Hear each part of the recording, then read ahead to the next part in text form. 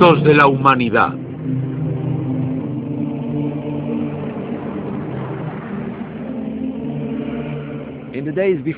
En tiempos anteriores a los faraones, mucho antes de la historia documentada, había hombres inteligentes, genios. Había Einsteins, Newtons. Estos hombres necesitaban entender su existencia, necesitaban comprender el cosmos.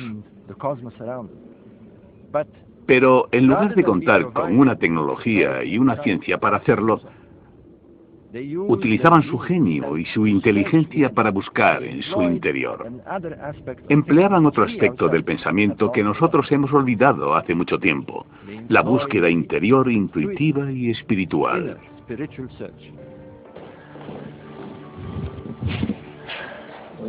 Rey Osiris, que tu alma atraviese la Vía Láctea, el sinuoso río, que la vida del más allá te lleve de la mano hasta donde esté Orión. El mito de Osiris. En los albores de la historia, 2500 años antes de Cristo, una civilización se dispuso a construir los monumentos más espléndidos de la Tierra. 13 millones de toneladas de sólida roca, suficientes para construir el centro de Londres, se extrajeron del desierto. ¿Por qué? ¿Qué visión motivó esta empresa? Según los estudiosos, su función era servir de tumba a 3 faraones. Robert Bauval, escritor e investigador británico nacido en Alejandría, ha pasado la mayor parte de su vida a la sombra de las grandes pirámides. Bauval opina que detrás de la construcción de estas pirámides hay una visión mucho más grandiosa. Durante más de 20 años ha buscado ese gran significado en los antiguos susurros de las estrellas y los mitos, y en la creación tal y como Egipto la entendía. En el principio reinaba la oscuridad y un océano de caos. De él surgió un túmulo sobre el cual apareció el sol, Ra. Entonces el Benu, el ave fénix, alzó el vuelo y su primer grito puso al mundo en movimiento. En este lugar, más tarde, se levantaba la ciudad sagrada de Heliópolis alrededor de un pilar coronado por un benben sagrado que simbolizaba el primer túmulo de la creación. Esto es todo lo que queda de la ciudad de Heliópolis, la que fuera la ciudad más sagrada del mundo antiguo. En este espacio hoy profanado, se alzaba el templo sagrado del sol, el templo del Fénix. Y aquí venían los sabios griegos, Platón, Pitágoras, Solón, y caían a los pies de los egipcios iniciados. Heliópolis se escribía con este jeroglífico, un pilar con una cruz en lo alto. Los antiguos egipcios la llamaban Iunu, la ciudad del pilar. Y sabemos por inscripciones antiguas que allí se alzaba un antiguo pilar sagrado, mucho antes de la construcción de la pirámide de Gizeh.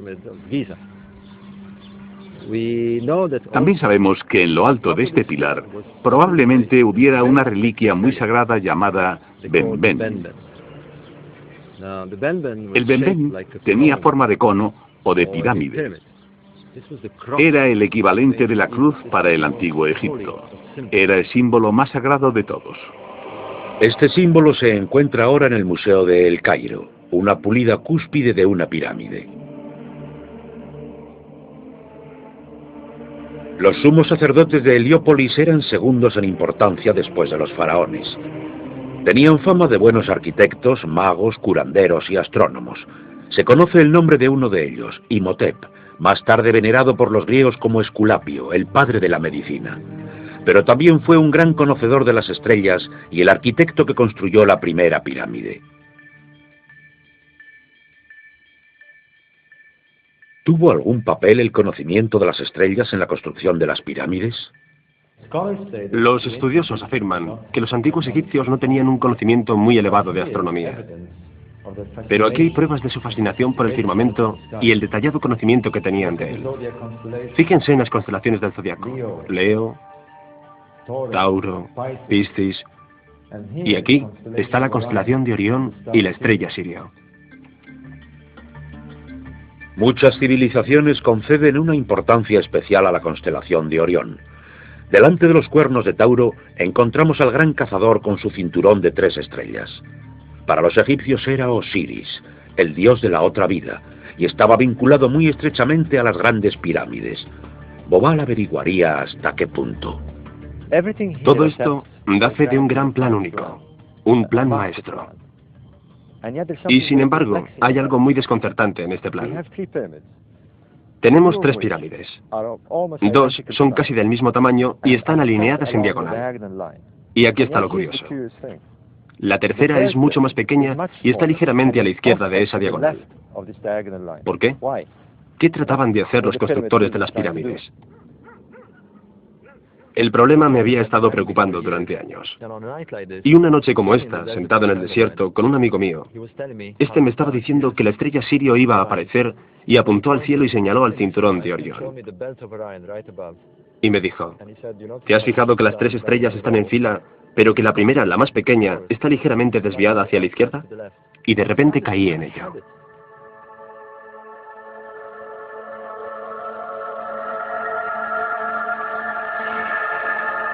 Bobal sabía que otras 2 pirámides de la zona también recibían nombres de estrellas. Lo que vio fue asombroso. Orión, el dios Osiris, estaba en el cielo como en la tierra. Pero algo no encajaba. Los egipcios consideraban el Nilo como la Vía Láctea, y evidentemente las pirámides como Orión. Pero en la era de las pirámides, la posición de la Vía Láctea respecto a Orión era distinta. Bobal se dio cuenta de que el ordenador miraba a otra época. Para que la constelación encaje perfectamente con las pirámides de la Tierra, hay que girar ligeramente el firmamento en el sentido contrario a las agujas del reloj. Eso implica retroceder en el tiempo. La posición de las estrellas cambia a lo largo del tiempo debido al fenómeno de la precesión. La Tierra no solo realiza un movimiento de rotación, también, como si fuera un trompo gigante, su eje se desplaza lentamente cada 26.000 años. Desde la Tierra, debido a este fenómeno, parece que las estrellas se desplazan verticalmente a lo largo de los milenios. 7.000, 8.000, 9, 10... Es realmente extraordinario. La fecha final se establece en 10.500 años antes de Cristo. Ahora la Vía Láctea encajaba perfectamente sobre el Nilo. Los constructores estaban apuntando a un pasado distante, cuando Orión apareció para iniciar su lento ascenso por los cielos. El mítico primer tiempo, cuando los dioses reinaban y era el comienzo de todo.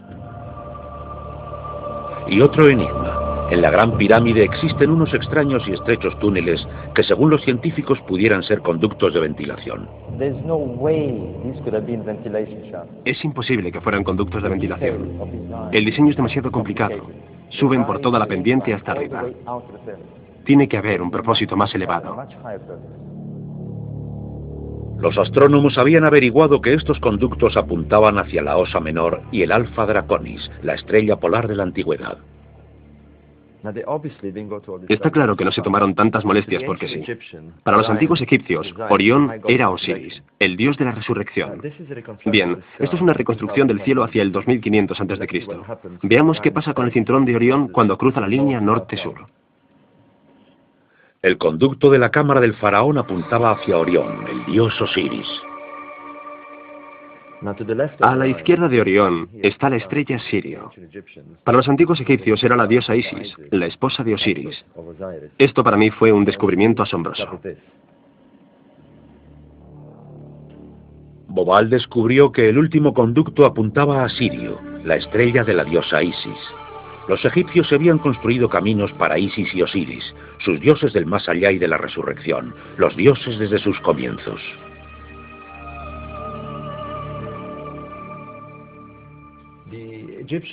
Los egipcios creían firmemente en una edad dorada, en la que los dioses habían reinado sobre la tierra. La diosa del cielo parió 4 niños, 4 niños humanos, 2 de los cuales eran Isis y Osiris. Ellos establecieron el reino del primer tiempo, al que llamaron Zep-Tepi.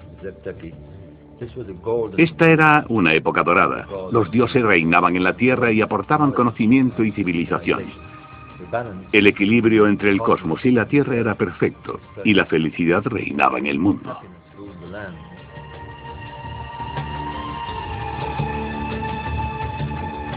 Un tiempo dorado en el que reinaba Osiris.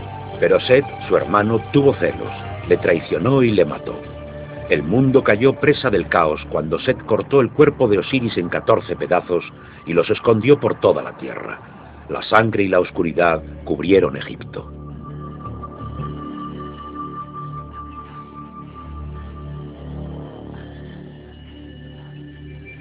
Pero Isis, la fiel consorte de Osiris, buscó por cada rincón de la tierra y reunió los trozos de su amado esposo y los envolvió en unos trapos de lino.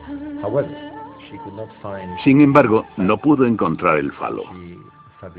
Por lo tanto, fabricó uno de oro, y con él se fecundó, dando a luz un hijo llamado Horus, el niño Dios. Horus se convirtió en el primer hombre Dios, en el primer faraón que gobernó en Egipto. Y todos los faraones que le siguieron creían ser reencarnaciones de Horus.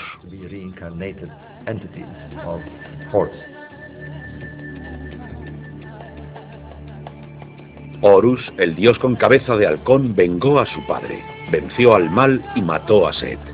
Isis y Osiris se reencarnaron en el cielo y se erigieron en señores de la noche y de la otra vida. Osiris como Orión, e Isis como la estrella Sirio.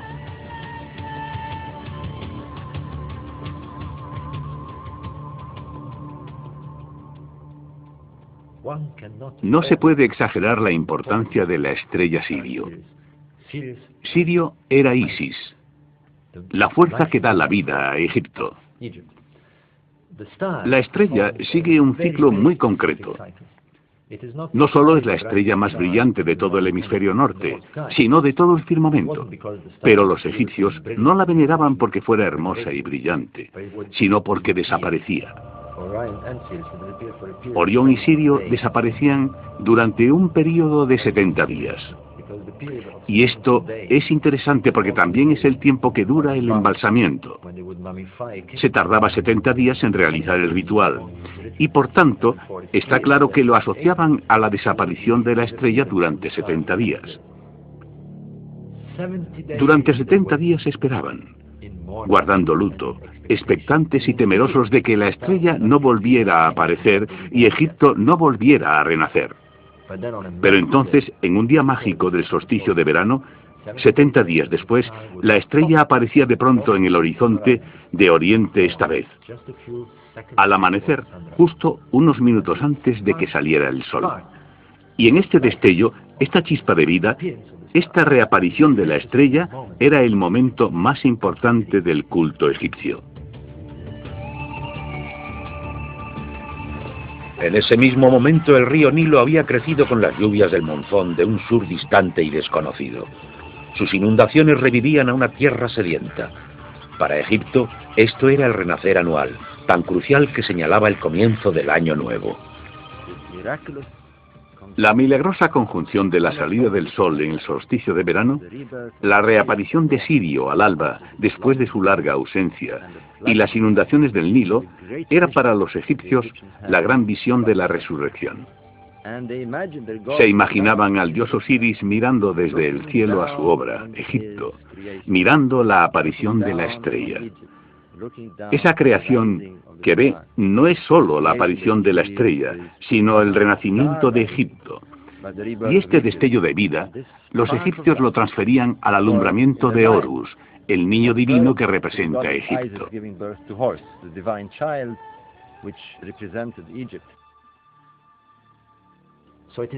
De manera que la estrella es la que encierra la verdadera esencia de Egipto y la verdadera esencia de su renacer anual. Ahora bien, lo que tenemos aquí es una asociación de una madre divina que da a luz a un niño divino a la aparición de una estrella en Oriente. Es muy interesante que este tipo de concepto aparezca 3000 años después en forma de un culto completamente nuevo. ¿Pero es realmente nuevo? Los descubrimientos de Bobal han arrojado luz nueva sobre los mágicos ritos funerarios realizados para los faraones.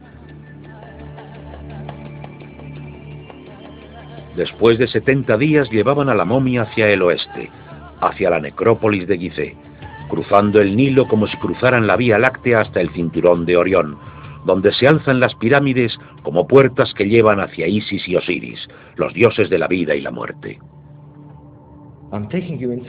Estamos en el interior de la pirámide de Unas. Aquí están los textos religiosos más antiguos de la historia, los textos de la pirámide.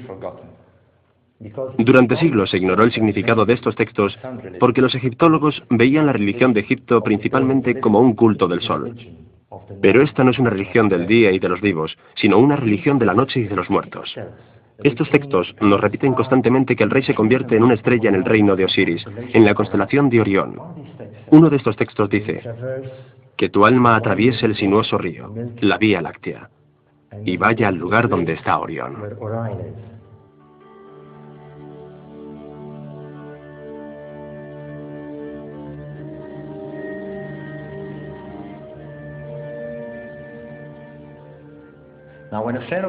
Cuando un faraón moría, su cuerpo se momificaba y preparaba como Osiris. Con esto su alma estaba lista para ascender al cielo.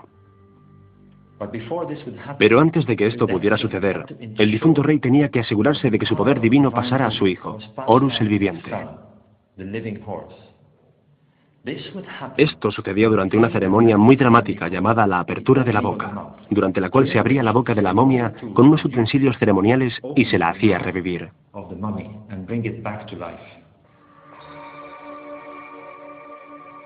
Entonces se le colocaba un falo artificial y se orientaba el difunto rey hacia Isis, o hacia la estrella Sirio.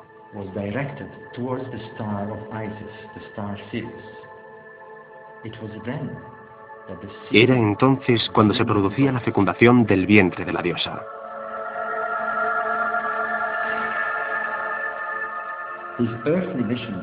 Una vez que había cumplido su misión terrenal, el difunto rey podía partir hacia el cielo.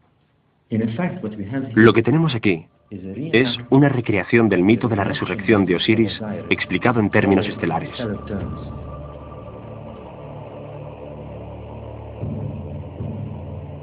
En el antiguo Egipto, esto era Rostau, la entrada al inframundo, al reino de Osiris, la puerta del más allá, un lugar donde reina el misterio hasta nuestros días. Tradicionalmente los científicos no han visto en ellas mucho más que tumbas para 3 faraones.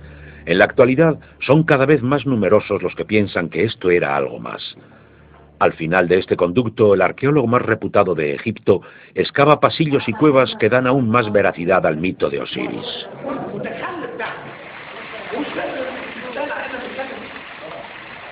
Esto se convirtió en un lugar sagrado para los egipcios. La gente quería ser enterrada aquí para estar conectada con el dios Osiris. Ahora estamos a 30 metros bajo tierra, justamente entre la Esfinge y la segunda pirámide.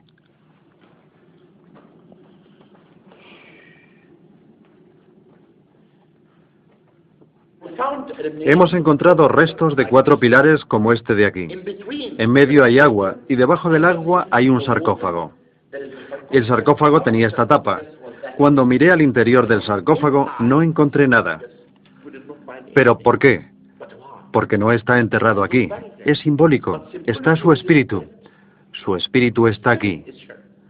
Todo el mundo sabría que era una tumba de Osiris. Y esto es en realidad un enterramiento simbólico, un cenotafio para Osiris, y es muy especial. Y más tarde se convirtió en costumbre que mucha gente llevara consigo una estatuilla de madera con un falo erecto. Y la erección significa resurrección, porque Osiris es el dios de la resurrección. Fue asesinado por el diablo Set, pero Isis lloró y sus lágrimas formaron el Nilo. Ella le devolvió la erección que había desaparecido y tuvo un hijo con él, Horus, el victorioso, el conquistador del diablo. Este mito construyó la civilización egipcia. Sin Isis no hay río Nilo.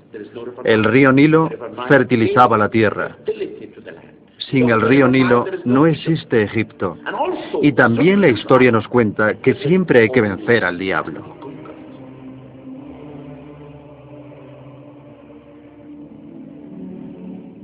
Eran mucho más que tumbas para los faraones muertos. eran una expresión magnífica de una civilización que tenía una visión cosmogónica, que exploraba la muerte y alcanzaba la resurrección a través de ritos mágicos y de la iniciación a sus misterios.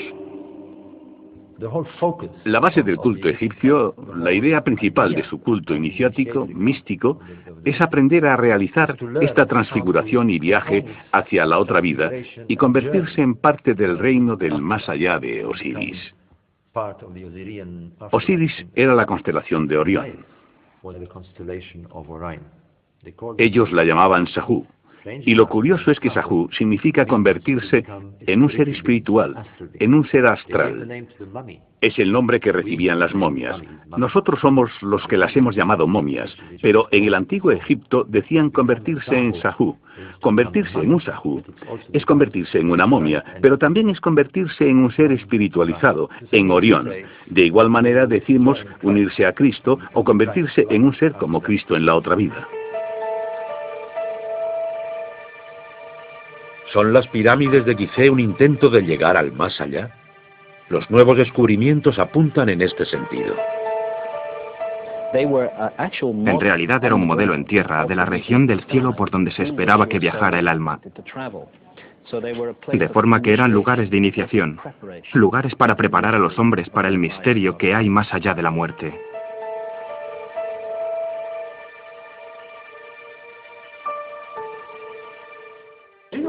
Los egipcios pensaban mucho en ese misterio y en la iniciación. En la meseta de Gizeh hay muchos túneles. Debajo de las pirámides hay túneles. La meseta de Gizeh era conocida como Neb Rastu. Rastu significa cementerio, pero literalmente significa los túneles subterráneos. De manera que, en el nuevo reino, este era el lugar de Osiris. Gizeh es el lugar del dios Osiris, que es el señor de los túneles subterráneos. Y por esa razón, en mi opinión, hicieron este conducto, y este conducto irá a la Gran Pirámide o no. Posiblemente los arqueólogos tengan aún mucho trabajo por hacer. ¿Qué hay debajo de la Esfinge? ¿Qué son las cavidades detectadas por los sismógrafos? ¿Se esconden más secretos sobre los primeros orígenes de la civilización? ¿Se iniciaba aquí a los hombres en los misterios del más allá? Yo creo que la intención primaria era la iniciación de los vivos para que pudiera producirse una transformación que los hiciera seres más fuertes y capaces de afrontar este terrible y aterrador viaje que debemos hacer después de la muerte. Eso es para mí lo que le da sentido a toda esta empresa.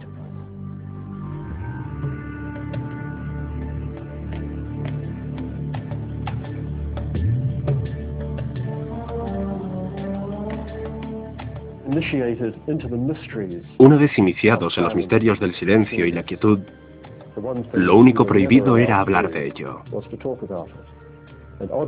Y por raro que parezca, nadie lo hizo nunca. Solo sabemos que pasaban por los portales de la muerte. Era como un adelanto de la muerte en realidad. Atravesar todos los estados emocionales: miedo, pánico, amor. Simplemente se trataba de hacer que esa persona llegara a un punto en el que se liberaba de todo lo que no fuera realmente ella, de tal manera que pudiera emerger la verdadera persona debajo de la cubierta social.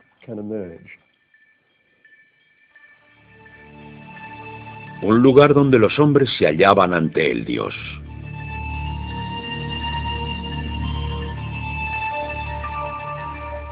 Miles de años antes del cristianismo, los egipcios ya conocían el concepto del juicio final. Los pecados del hombre se miden contra lo que realmente es, la pluma de la verdad, su esencia, la ligereza que queda cuando el hombre se ha despojado de todo lo demás. Esta era una civilización que buscaba la verdad interior.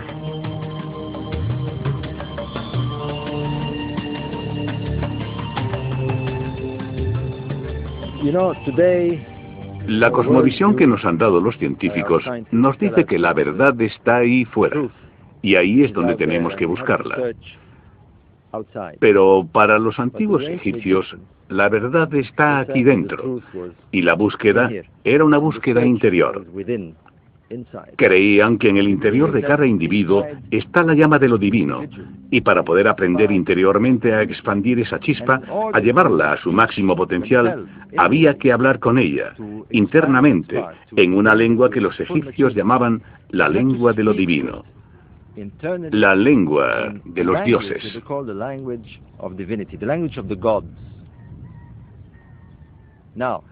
Ahora bien, ¿cómo percibían esta lengua?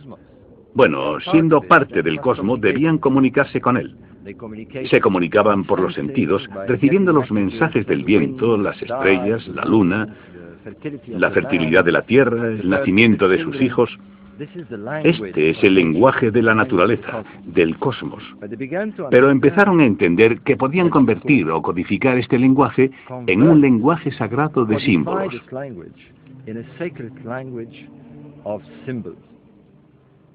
Se podían simbolizar los principios cósmicos. Este es el comienzo de la escritura sagrada. Esta es la razón de que se inventara. Y efectivamente, se dice que la escritura sagrada la inventaron los dioses. Tot, el dios con cabeza de ibis, el dios del conocimiento, el mensajero divino que enseñaba los símbolos mágicos de la escritura. Fue Tot quien inició a Isis en la magia de la reencarnación. El francés Champollion descifró los jeroglíficos de la piedra Rosetta, pero ¿hizo justicia a la magia de Tot? ¿O con nuestro alfabeto de tan solo 26 letras no hicimos más que rascar la superficie? Los egipcios tenían un sistema mejor. Para empezar, tenían 780 letras en su escritura. Y las estudiaban todas. Y cada signo, cada símbolo estaba cargado de significado. Así que cuando querían transmitir una idea, elegían el símbolo correcto, el más apropiado. Un ejemplo muy bueno que todos conocemos es la cruz. La cruz cristiana es un símbolo. Si no es consciente de lo que representa, entonces solo ves una cruz. Pero por supuesto, para un sacerdote católico que está iniciado en el culto del cristianismo, la cruz significa todo lo del cristianismo. Así que, más que palabrería y superstición, los jeroglíficos son la ventana tras la cual encontramos todo un culto iniciático poderosísimo.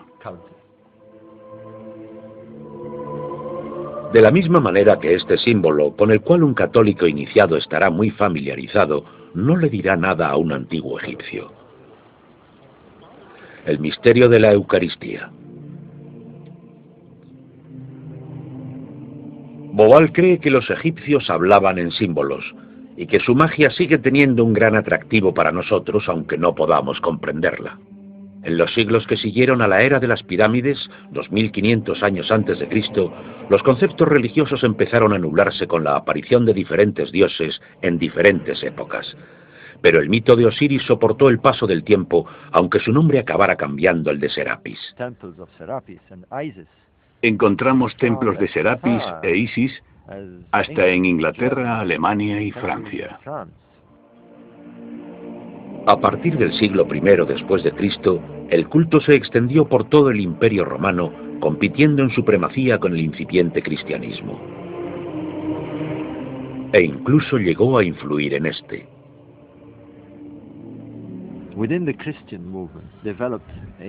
Dentro del movimiento cristiano, evolucionó una facción que había absorbido la idea de que para lograr el estado divino, el hombre tenía que llegar al conocimiento por medio de una búsqueda interior. Esto claramente procede del culto iniciático de los egipcios. Alejandría, en Egipto, fue el lugar de iniciación para los adeptos a un culto antiguo y al de uno nuevo. Aquí los cristianos primitivos venían a iniciarse en la gnosis, el conocimiento del corazón. Buscaban a Dios en el interior, la verdad interior.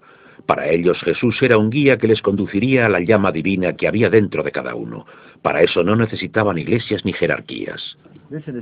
Esto, en cierto sentido, representa el inframundo, las regiones tenebrosas donde los iniciados se ponían en contacto con las divinidades. Se trata de pasar de la luz a la oscuridad, y encontrar un camino hacia el reino del más allá. En la muerte encontraban los portales de la inmortalidad, los que conducen a la otra vida. Y por lo tanto, los iniciados venían aquí a oscuras, tal vez sin siquiera llevarse una antorcha, y una vez aquí se imbuían de la atmósfera del lugar y alcanzaban un estado especial que les permitía la conexión. Estaban muy cerca, creían ellos, del lugar donde uno podía hacer el tránsito desde la vida a la muerte y al renacimiento. Los que venían aquí eran cristianos primitivos, y sin embargo hay una vinculación entre el culto religioso de los antiguos egipcios y la religión de los gnósticos. La religión de los gnósticos es, en cierto sentido, el culto místico de los egipcios cristianizado. Esto que tenemos aquí es el proceso de la resurrección en los rituales de la momificación. Vemos a Anubis aquí sobre la momia, Thoth, al que los griegos llaman ahora Hermes. Estamos en el siglo II de la cristiandad, y aún así vemos que los cristianos realizan rituales de los antiguos egipcios. Por ejemplo, la presentación a la divinidad de la pluma de la verdad, el símbolo de la verdad. Era una época en la que todavía no se había formulado la iconografía, los símbolos o incluso el mito del cristianismo. ¿Tomó prestado el cristianismo todos sus símbolos? En uno de los 4 evangelios, la idea de la Natividad, María, la Sagrada Madre de Jesús, el Niño Dios, está extrañamente vinculada a la historia de Egipto. Es el Evangelio de Mateo. El Evangelio de Mateo es especial por 3 cosas, todas relacionadas con el relato de la Natividad. Primero, los magos que vinieron de Oriente siguiendo una estrella. Esa es la segunda cosa, la estrella de Oriente. Y la tercera, la Sagrada Familia que escapa a Egipto huyendo de la masacre de los niños que ordena Herodes y se refugia en Heliópolis. En una iglesia cristiana cerca de Heliópolis hay una representación de la huida a Egipto de la Sagrada Familia. Esta tradición está tan viva todavía hoy en día que cuando pintaron este mural tomaron como modelo para el árbol aquel en el que se supone se paró a descansar la Sagrada Familia. Esta historia solo aparece en un evangelio, en el de Mateo. Ahora bien, sabemos que Mateo lo escribió en Alejandría, en Egipto. ¿Qué tenía en mente el escritor? Bobal cree que Mateo elaboró el icono de la Madre Sagrada y el Niño Divino para que los egipcios pudieran identificarse, ya que les resultaría muy familiar. El icono más poderoso del culto religioso de los antiguos egipcios es sin duda la diosa Isis con el Niño Divino en su regazo. Lo que trataban de hacer los cristianos era vender una nueva religión, un nuevo culto a unas gentes que habían creído durante 3 milenios que el Niño Divino era el Hijo Divino de Isis. En cierto sentido, lo que hicieron fue apropiarse del mito estelar de Isis y Horus y de la estrella Sirio e insertarla en la mitología cristiana.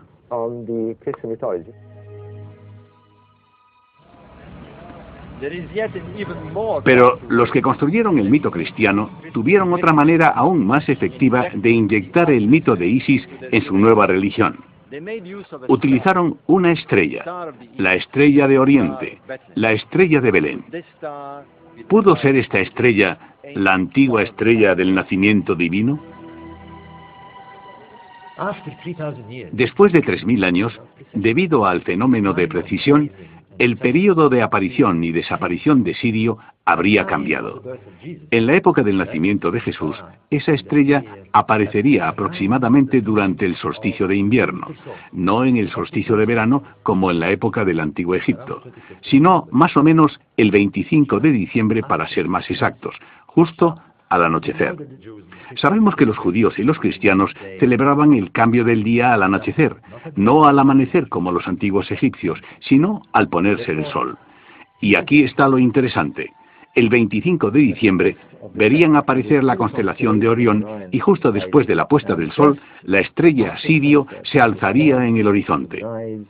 Y esta era exactamente la misma imagen que los antiguos egipcios habían celebrado durante miles de años para conmemorar el nacimiento de Horus, el niño Dios. La estrella de la Natividad fue sacada de un mito antiguo e injertada en la nueva religión cristiana.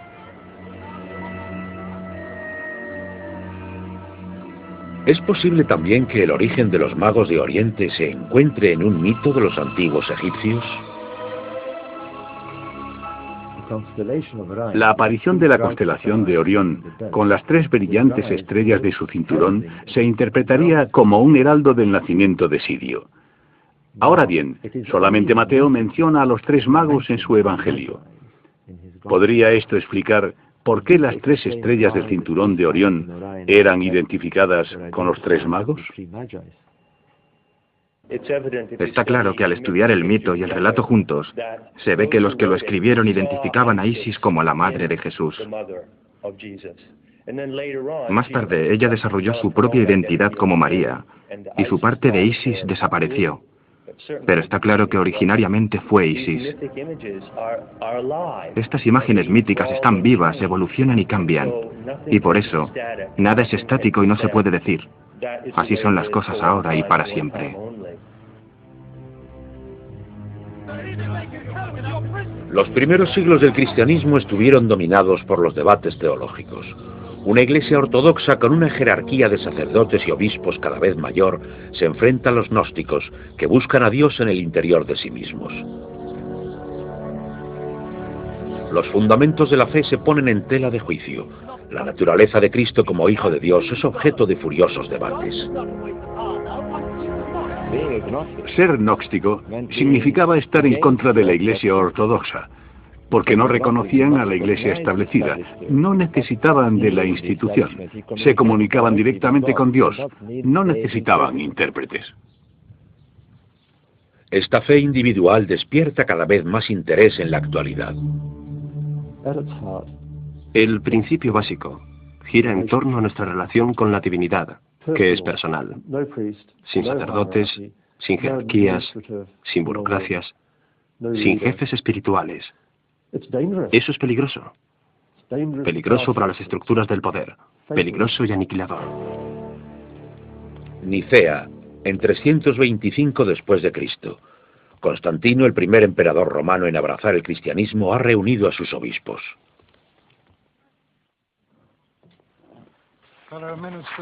Como jefe de Estado, se decanta por la ortodoxia y el apoyo de su poderosa jerarquía. Se prohíben otras opiniones. Se queman los evangelios gnósticos. Miles de cristianos mueren a manos de otros cristianos. Se extermina a los gnósticos y a todo lo que sea pagano. El Serapium, el templo de Osiris en Alejandría y su gran biblioteca arden en llamas.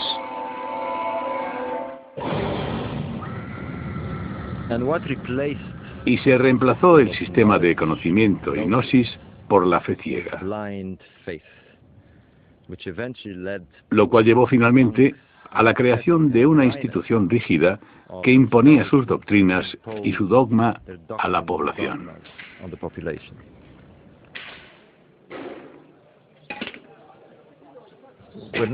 Estamos en la encrucijada de culturas más increíble del mundo. Esto es Philae, y aquí se alza el último reducto de la cultura y de la religión egipcia, el gran templo de Isis. Las turbas cristianas acabaron llegando también aquí con sus martillos y sus cinceles. Se arrojaron sobre lo que para ellos eran imágenes paganas y empezaron a destrozarlas. Los sacerdotes le rogaban: deteneos, esto es el templo más sagrado de Egipto, es el templo de la diosa madre, tiene miles de años.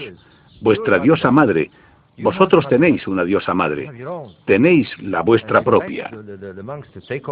Y le rogaron a los monjes que cogieran su templo y lo usaran como santuario cristiano. Y aquí lo tenemos. En un intento desesperado por salvar el culto de Isis, los sacerdotes egipcios se echaron a un lado y dejaron que la nueva religión absorbiera su iconografía y simbolismo. Al final de la Edad Antigua, los últimos supervivientes pusieron por escrito las escrituras gnósticas y las antiguas filosofías y las escondieron de sus perseguidores.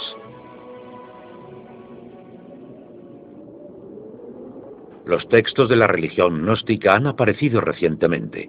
Los filosóficos se descubrieron mucho más temprano en Florencia, la cuna del Renacimiento europeo. En 1460, un monje le entregó a Cosimo de Médicis un paquete de libros. Resultaron ser la Hermética, las últimas palabras de Hermes Trigemisto, el top egipcio. Cosimo le pidió a su traductor, Marsilio Ficino, que dejara a un lado a Platón y se pusiera a traducir inmediatamente la Hermética. Estaba a punto de explotar una bomba intelectual. De pronto, todo el concepto de la sabiduría egipcia invadió la consciencia europea y cobró una importancia capital. Y durante los siguientes 200 o 300 años, motivó toda la vanguardia del arte europeo, los esfuerzos intelectuales y el pensamiento, la filosofía y el saber en general. En el corpus hermético subyace el concepto del poder del simbolismo. Los símbolos no son simplemente algo por lo que reconocemos a alguien o un eslogan publicitario. Los símbolos tienen un significado más profundo. El hombre renacentista creía que el símbolo en sí podía llevar a la iniciación. La hermética adquirió tal popularidad que incluso el Papa Borgia decoró sus aposentos del Vaticano con escenas de Osiris e Isis, y Tot o Hermes, tal y como los imaginaron los pintores renacentistas. Aquí se estaba introduciendo una religión más antigua y, en opinión de algunos, más sabia que la del mismo Moisés y la Biblia. En la Catedral de Siena encontramos esta imagen de Hermes Trimegisto, el dios Tot, en el momento de entregar la sabiduría de Egipto, y el fénix de la creación y la antigua Heliópolis.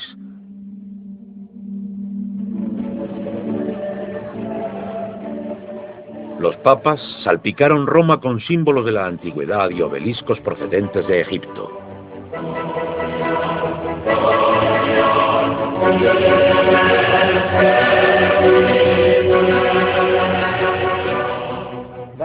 Por una extraña ironía del destino, los papas eligieron el antiguo símbolo de Heliópolis, un pilar con una cruz en lo alto, y lo situaron en el mismísimo corazón de la cristiandad.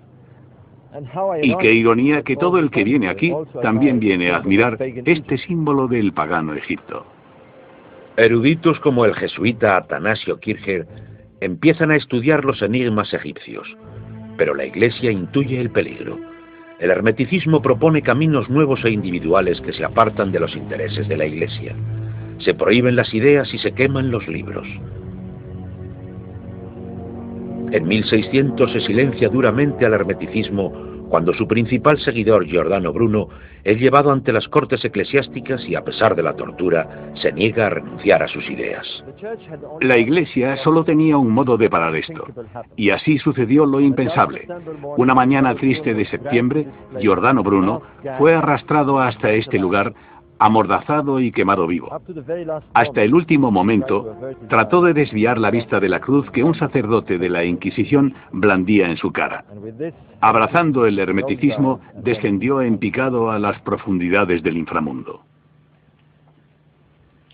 El hermeticismo ha encontrado un refugio en sociedades esotéricas como la de los Rosacruces y los masones.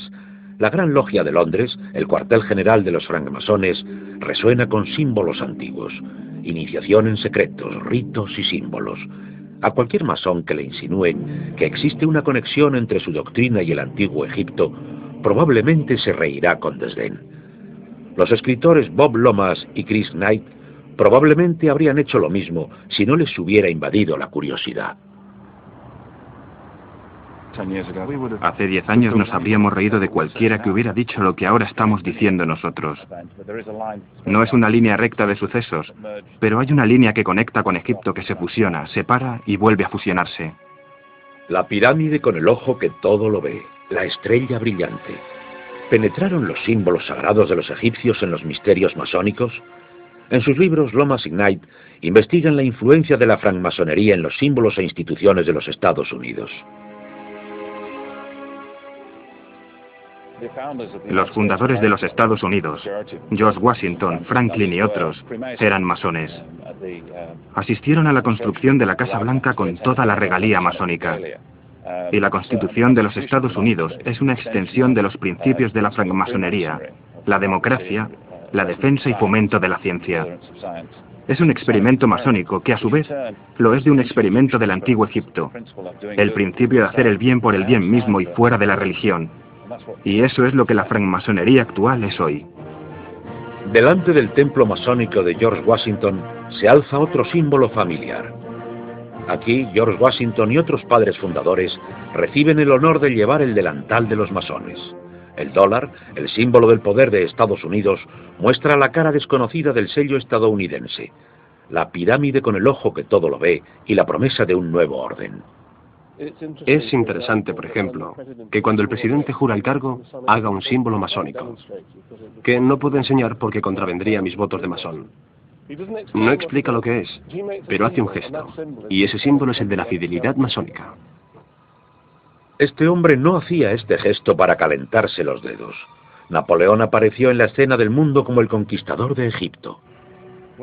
Cuando Napoleón llegó a las puertas de Egipto, no lo hizo como cristiano. Él y su ejército estaban influidos por un culto revolucionario derivado de los ideales masónicos.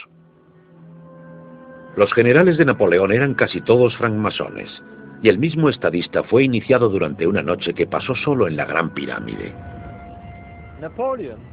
Napoleón volvió de Egipto obsesionado con la idea de que estaba bajo la protección de una estrella. Tanto que la Place de l'Étoile, la Plaza de la Estrella, se construyó en el eje central de París, los Campos Elíseos. Pero hay más. La gran arteria parisina se encuentra a 26 grados al este, y según Bobal, está alineada con la estrella de Isis. Esto es lo que los parisinos verían cuando miraran hacia Oriente, la constelación de Orión. Y aquí está la estrella Sirio rompiendo en el horizonte, a 26 grados y medio a la derecha del este, en perfecta alineación con los Campos Elíseos. Algunos historiadores dicen que el mismo nombre de París puede estar vinculado al nombre de Isis, porque aquí, donde está la iglesia de Saint-Germain-des-Prés, hubo antiguamente un templo de Isis. Y los romanos solían llamar a este lugar Par Isis, que significa cerca del templo de Isis. Parisis, París. La admiración de Napoleón era suficiente como para ordenar que se incluyera la estrella y la misma Isis en la proa del barco del emblema de París. La ciudad contiene muchas referencias a Isis y a Egipto, como podemos ver en este techo del Palacio del Louvre. En él se nos muestra al genio de París en el momento en el que se le revela el futuro, un futuro en el que aparece Isis, un obelisco y una pirámide a sus pies, y un ángel anunciando la visión. Y aquí está, la misma estatua mirando sobre la plaza de la Bastilla, donde se reunieron las multitudes para celebrar el primer año de la Revolución. Cantidades de personas se reúnen aquí bajo la estatua de Isis. Y ahora, 200 años más tarde, ¿qué es lo que están mirando? Bueno, como en el cuadro, un obelisco y una pirámide que el presidente Mitterrand inauguró en 1989 para el bicentenario de la Revolución. Encontramos estos recursos mágicos sumamente antiguos en el centro de los lugares más evocativos del mundo. Uno se puede imaginar a millones de personas paseando cerca de uno de ellos durante años, y de vez en cuando a alguien le llama la atención y dice, ¿qué estará haciendo esto aquí? Y seguro que evocará la magia del pasado y su significado simbólico. Son símbolos que contienen, como los jeroglíficos, muchos niveles de significado. como sucedió la víspera de 2000, cuando Egipto tuvo la brillante idea de retransmitir a todo el mundo por televisión su recibimiento del milenio. 5 minutos antes de las 12 de la noche, un helicóptero aparecería con la cúspide y la colocaría en lo alto de la pirámide. Imagínense que esto habría sido el momento más emocionante de la historia. Esa cúspide llevaba miles de años desaparecida y parecía un gesto maravilloso para dar a conocer Egipto, pero también era un símbolo de mucho más. Se ha sugerido que además de ser un símbolo masónico, también representa el tiempo en el que los ideales masónicos darán sus frutos y se inaugurará un nuevo orden mundial. Eso es precisamente lo que se dice en el dólar estadounidense, que se prepara un nuevo orden mundial.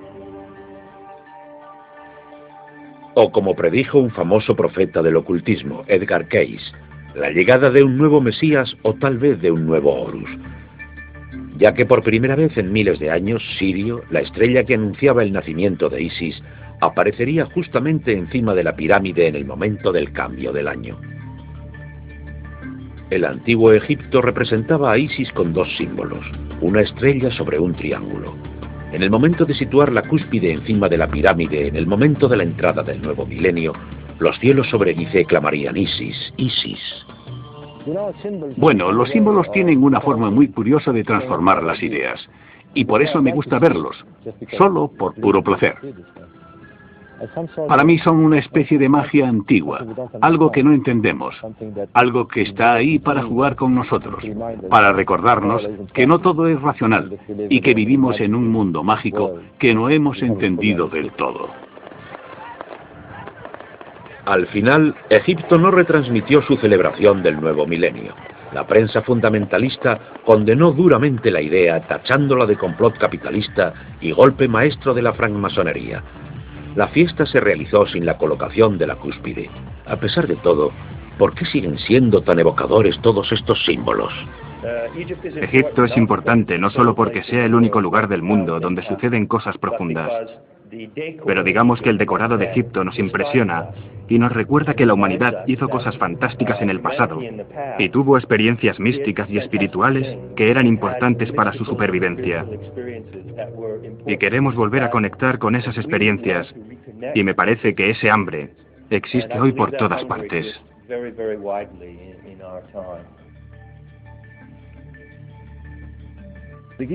La meseta de Gizeh, la expresión de la religión de Osiris e Isis, es anterior al cristianismo y puede que dure más que la cristiandad.